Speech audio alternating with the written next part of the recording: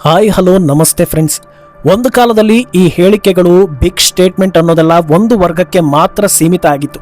ಅಂದರೆ ಯಾವುದಾದ್ರೂ ಒಂದು ಕ್ಷೇತ್ರದಲ್ಲಿ ದೊಡ್ಡ ಹೆಸರು ಮಾಡಿದವರು ಏನಾದರೂ ಹೇಳಿದರೆ ಅದು ಎಲ್ಲ ಪೇಪರ್ ಮಾಧ್ಯಮಗಳಲ್ಲಿ ಬರ್ತಾ ಇತ್ತು. ಆದರೆ ಇವತ್ತು ಸೋಷಿಯಲ್ ಮೀಡಿಯಾ ವ್ಯಾಪಕವಾಗಿದ್ದು ಯಾರು ಏನೇ ಹೇಳಿದ್ರು ಅದು ಸುದ್ದಿನೇ ಅನ್ನೋ ರೀತಿ ಆಗಿದೆ. ನಾನು ವಿಧಿ ಇಲ್ಲದೆ ಅದನ್ನು ವಿಡಿಯೋ ಮಾಡ್ತೀನಿ, ನೀವು ವಿಧಿ ಇಲ್ಲದೆ ಅದನ್ನು ಕೇಳಿಸ್ಕೊಳ್ಳೋದು ಮ್ಯಾಂಡೇಟ್ ಆಗಿದೆ. ಆದರೆ ಕೆಲವೊಂದು ವಿಚಾರವನ್ನ ಸಿಲ್ಲಿ ಅಂತ ಅನಿಸಿದ್ರು ಹೇಳಲೇಬೇಕು ಅನ್ನೋ ರೀತಿ ಈ ಒಂದು ಸ್ಟೇಟ್ಮೆಂಟ್ ನನ್ನನ್ನು ಈ ಕಂಟೆಂಟ್ ಮಾಡೋದಕ್ಕೆ ಫೋರ್ಸ್ ಮಾಡ್ತು.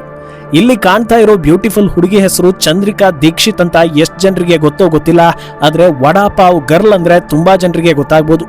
ಈ ಸುಂದರಿಯ ಗೋಳಾಟವೇ ಇವತ್ತು ಹೆಡ್ಲೈನ್ ಆಗಿದೆ, ನನ್ನ ಚಾನಲ್ಗೆ ಒಂದು ಕಂಟೆಂಟ್ ಆಗಿದೆ. ಅಂದಹಾಗೆ ನನ್ನ ಚಾನಲ್ ಹೆಸರು ಮಿನಿಟ್ ಮೇಡ್ ಅಂತ, ನೀವು ಸಬ್ಸ್ಕ್ರೈಬ್ ಮಾಡಿ ನಾನು ಮುಂದುವರಿಸ್ತೀನಿ. ಇಡೀ ದೆಹಲಿ ಮಾಲಿನ್ಯ ಇನ್ನೊಂದು ಮತ್ತೊಂದು ಅಂತ ಸುದ್ದಿ ಆಗೋ ಹೊತ್ತಲ್ಲಿ ಅದೆಲ್ಲವನ್ನ ಒಂದು ಹಂತಕ್ಕೆ ಮರೆ ಮಾಚಿದ್ದವಳು ಈ ವಡಾಪಾವ್ ಗರ್ಲ್.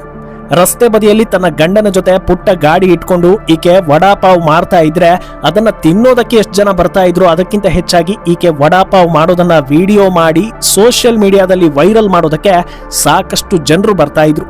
ಹೋಗ್ಲಿ, ಜನರಿಗಂತೂ ಮಾಡೋ ಕೆಲಸ ಇಲ್ಲ, ಇವರು ಕಷ್ಟಪಟ್ಟು ದುಡಿದು ಬದುಕ್ತಾ ಇದ್ದಾರಲ್ವಾ, ಸಾಧ್ಯವಾದ್ರೆ ಸಪೋರ್ಟ್ ಮಾಡೋಣ, ಇಲ್ಲ ಅಂದ್ರೆ ಬೇಡ ಅಂತ ತುಂಬಾ ಜನ ಅಂದ್ಕೊಂಡ್ರು. ಆದರೆ ಇವತ್ತು ಅದೇ ಹುಡುಗಿ ಪಾಡ್ಕಾಸ್ಟ್ ಒಂದರಲ್ಲಿ ಕೂತ್ಕೊಂಡು ನಾನು ನನ್ನ ಮಗುವನ್ನ ಸಾಕೋದಕ್ಕೆ ಯಾವ ಹಂತಕ್ಕೆ ಬೇಕಾದ್ರೂ ಹೋಗ್ತೀನಿ, ಯಾರ ಜೊತೆ ಬೇಕಾದ್ರೂ ಮಲ್ಕೊಳ್ತೀನಿ ಅಂತ ಹೇಳ್ತಾಳೆ. ಹೇಳಿ ಕಣ್ಣೀರ್ ಬೇರೆ ಹಾಕ್ತಾಳೆ. ಇದನ್ನ ಕೇಳಿಸ್ಕೊಂಡ್ಮೇಲೆ ಈ ವಿಚಾರ ದೊಡ್ಡ ಸುದ್ದಿ ಆಗೋದ್ರಲ್ಲಿ ತಪ್ಪೇ ಇಲ್ಲ ಅಂತ ನಿಮಗೂ ಅನ್ಸಿರ್ಬೋದು. ಮಕ್ಕಳನ್ನ ಸಾಕೋದಕ್ಕೆ ನಾನಾ ರೀತಿಯ ತ್ಯಾಗವನ್ನ ಮಾಡಿರೋ ತಾಯಂದಿರು ಪ್ರಪಂಚದಲ್ಲಿದ್ದಾರೆ. ಆದ್ರೆ ಇಂಥ ತ್ಯಾಗ ಸರಿ, ಇದನ್ನ ತ್ಯಾಗದ ಕ್ಯಾಟಗರಿಗೆ ಸೇರಿಸ್ಬೇಕಾ ಅಂತಲೂ ಗೊತ್ತಾಗದ ತ್ಯಾಗ ಮಾಡೋದಕ್ಕೆ ಹೊರಟ ಮೇಲೆ ಜನರನ್ನ ಸುಮ್ಮನಿರಬೇಕು ಅಂದ್ರೆ ಹೇಗೆ ಹೇಳಿ? ನಾನಾ ರೀತಿಯ ಪ್ರತಿಕ್ರಿಯೆಗಳು ಜನರ ಕಡೆಯಿಂದ ಬರ್ತಾ ಇದೆ. ಆ ಎಲ್ಲ ಪ್ರತಿಕ್ರಿಯೆಗಳನ್ನು ಹೇಳಿದ್ರೆ ನನ್ನ ಚಾನಲ್ ಕ್ವಾಲಿಟಿ ಹಾಳಾಗುತ್ತೆ. ಆದರೆ ಒಂದಷ್ಟನ್ನ ಹೇಳ್ಬಿಡ್ಬೇಕು. ಅದರಲ್ಲಿ ಪ್ರಮುಖವಾಗಿ ಕಾಣಿಸಿದ್ದು, ಮುಂದಿನ ಯೋಜನೆಯನ್ನ ಹೇಳ್ತಾ ಇದ್ದೀರಾ ಅಥವಾ ಆಲ್ರೆಡಿ ಶುರು ಮಾಡಿರೋದಕ್ಕೆ ಸಮರ್ಥನೆ ಕೊಡ್ತಾ ಇದ್ದೀರಾ ಅಂತ. ಯಾಕೆ ಈ ಮಟ್ಟದ ಕಮೆಂಟ್ಗಳು ಜನರಿಂದ ಬಂದಿದೆ ಅಂದ್ರೆ, ಸ್ವಾಭಿಮಾನದಿಂದ ಬದುಕೋದನ್ನ ತೋರಿಸಿಕೊಟ್ಟ ಮಹಿಳೆಯೇ ಈಗ ಈ ಮಟ್ಟಕ್ಕೆ ಹೋಗೋ ಹೇಳಿಕೆ ಕೊಡ್ತಾರೆ ಅಂದ್ರೆ ಆಗಿದ್ದ ವಡಾಪಾವ್ ಗರ್ಲ್ ನಿಜವಾದ ವ್ಯಕ್ತಿತ್ವನ ಅಥವಾ ಈಗ ಇರೋದು ನಿಜವಾದ ವ್ಯಕ್ತಿತ್ವನ ಅನ್ನೋ ಅನುಮಾನ ಜನರಿಗೆ ಬಂದೇ ಬರುತ್ತಲ್ವಾ. ಸರಿ, ಈಗ ಪ್ರಶ್ನೆ ಏನಂದ್ರೆ, ಹಾಗಿದ್ದವಳು ಹೀಗಾಗಿದ್ದು ಹೇಗೆ, ಏನಾಯ್ತು ಅಂತ ನೋಡ್ತಾ ಹೋದ್ರೆ ಅದು ಫ್ಯಾಮಿಲಿ ಮ್ಯಾಟ್ರ್. ಗಂಡ ಹೆಂಡತಿ ಮಧ್ಯೆ ಭಿನ್ನಾಭಿಪ್ರಾಯ ಶುರುವಾಗಿ ಈಗ ಇಬ್ರು ಬೇರೆ ಬೇರೆಯಾಗಿ ಬದುಕ್ತಾ ಇದ್ದಾರಂತೆ. ಆಕೆಯ ಗಂಡ ಬೇರೆ ಮಹಿಳೆಯ ಜೊತೆಗೆ ಸಂಬಂಧ ಹೊಂದಿದ್ದಾನೆ ಅನ್ನೋ ವಿಚಾರವೂ ಕೂಡ ಈ ಬಿರುಕಿಗೆ ಕಾರಣ ಆಗಿದೆಯಂತೆ. ಆಲ್ರೆಡಿ ಹಲವು ದಿನಗಳಿಂದ ಗಂಡ ಹೆಂಡತಿ ಮಧ್ಯೆ ಸೋಷಿಯಲ್ ಮೀಡಿಯಾದಲ್ಲಿ ವಾರ್ ಆಗ್ತಾನೆ ಇದೆಯಂತೆ.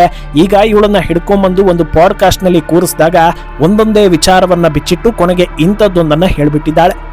ಈಗ ಈ ವಿಚಾರದ ಗಂಭೀರತೆ ಏನು ಅನ್ನೋದು ಜನರಿಗೆ ಅರ್ಥವಾಗ್ತಾ ಇದೆ. ಒಂದು ಕಾಲದಲ್ಲಿ ಗಂಡ ಹೆಂಡತಿ ಜಗಳ ಅನ್ನೋದು ಮನೆಯೊಳಗೆ ಮಾತ್ರ ಇರ್ತಾ ಇತ್ತು. ಅಬ್ಬಬ್ಬ ಅಂದ್ರೆ ಪಕ್ಕದ ಮನೆಯವರಿಗೆ ಗೊತ್ತಾಗ್ತಾ ಇತ್ತು. ಅದನ್ನ ಬಿಟ್ರೆ ಕೋರ್ಟ್ನಲ್ಲಿ ಒಂದು ಇತ್ಯರ್ಥ ಆಗ್ತಾ ಇತ್ತು. ಆದರೆ ಬದಲಾದ ಕಾಲಘಟ್ಟದಲ್ಲಿ ಅದು ಕೋರ್ಟ್ ವರೆಗೆ ಹೋಗೋ ಮುನ್ನ ಪ್ರತಿಯೊಬ್ಬರ ಫೋನ್ಗೂ ಹೋಗಿ 1ಕ್ಕೆ 4 ಮಾಡ್ತಾ ಇದೆ.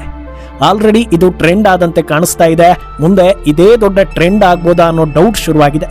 ಚಂದ್ರಿಕಾ ದೀಕ್ಷಿತ್ ಜೀವನವನ್ನ ಬದಲಿಸಿದ್ದೆ ವಡಾಪಾವ್ ಹಾಗೂ ಸೋಷಿಯಲ್ ಮೀಡಿಯಾ. ಅದರಿಂದ ಆಕೆ ಬಿಗ್ ಬಾಸ್ ವರೆಗೂ ಹೋಗಿದ್ಲು. ಹೀಗಿರುವಾಗ ಸೋಷಿಯಲ್ ಮೀಡಿಯಾದಲ್ಲಿ ಏನಾದರೂ ಹೇಳಿದ್ರೆ ಅದು ಊರು ತುಂಬಾ ಹೋಗುತ್ತೆ ಅನ್ನೋ ಸೆನ್ಸ್ ಇರಬೇಕಿತ್ತು. ಆದರೆ ಸಾಮಾಜಿಕ ಜಾಲತಾಣವೇ ತಮ್ಮ ಜೀವನದ ಪ್ರಮುಖ ವಿಚಾರ ಅನ್ನೋ ಗುಂಗಲ್ಲಿ ಮೈ ಮರೆತು ಈ ಹೇಳಿಕೆ ನೀಡಿದ್ರ ಗೊತ್ತಿಲ್ಲ. ಅಪ್ಪ ಅಮ್ಮನ ಜಗಳದಲ್ಲಿ ಕೂಸು ಬಡವಾಯ್ತು ಅನ್ನೋ ಗಾದೆ ಮುಂಚೆ ಇತ್ತು.